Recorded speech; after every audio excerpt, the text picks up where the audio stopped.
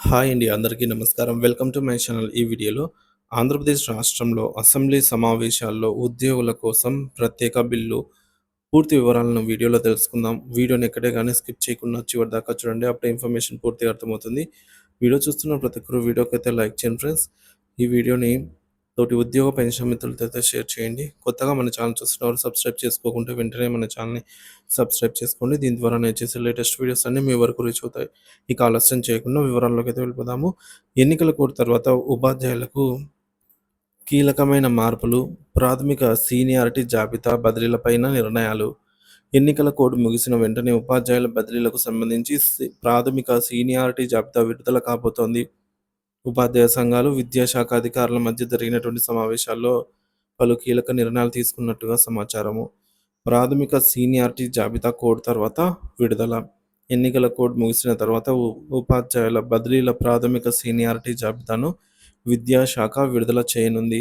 విభిన్న శాఖల్లో డిప్యూటైజేషన్ పైన విధులు నిర్వహిస్తున్నటువంటి ఉపాధ్యాయులకు తమ సర్వీసు వివరాలను అప్డేట్ చేసుకునే అవకాశం ఇవ్వనున్నారు.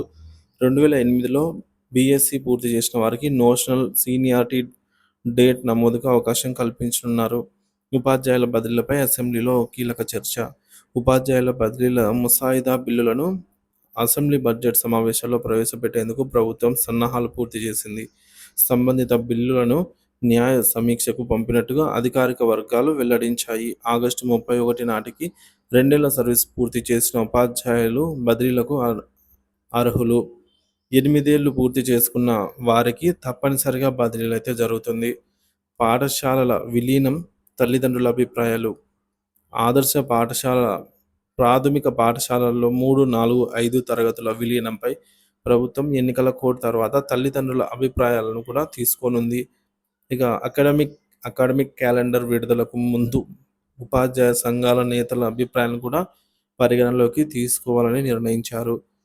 ఉపాధ్యాయ సంఘాలతో విద్యాశాఖ సమావేశం.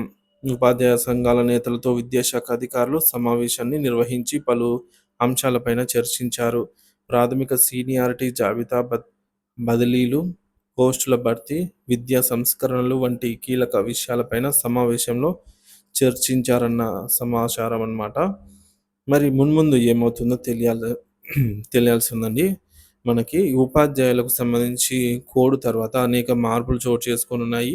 సీనియారిటీ జాబితా, బదిలీలు, విద్యా విధాన మార్పులు అన్నీ కలిసి రాబోయే రోజుల్లో ఉపాధ్యాయ వ్యవస్థలో కీలకమైన మార్పులకు దారితీసే అవకాశం ఉంది. ఇప్పుడు ఉద్యోగులు, ఉపాధ్యాయులు ప్రభుత్వ నిర్ణయాలు ఏమై వస్తుందని చెప్పేసి ఆసక్తిగా అయితే ఎదురు చూస్తూ ఉన్నారు.